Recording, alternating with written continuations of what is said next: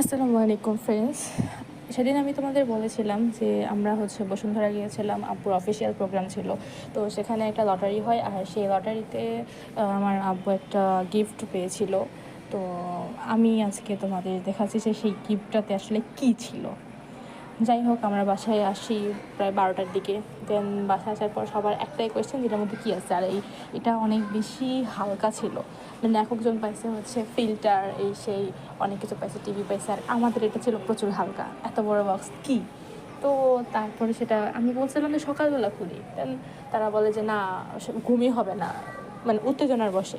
তো তারপরে দেখি যে এটা একটা কার্টুনের ভিতরে কী আছে সেটা আস্তে আস্তে দেখাচ্ছি। এটা আমার বোন আর কি খুলতেছিল।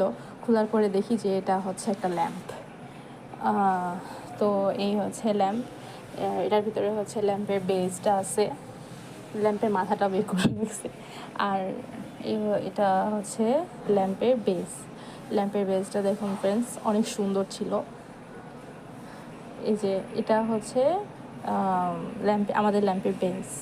যেহেতু এটা আমাদের ফার্স্ট টাইম ছিল, আমরা বুঝতে পারতেছিলাম না যে এটা আসলে কীভাবে কী হয়। তারপর অনেক বুদ্ধি করে শেষমেশ ডিসিশন নেওয়া গেল যে এটা আসলে এইভাবে থাকে। তারপর আমরা এটাতে জ্বালানোর ব্যবস্থা করলাম, আর এই দেখুন গ্যাস কত সুন্দর।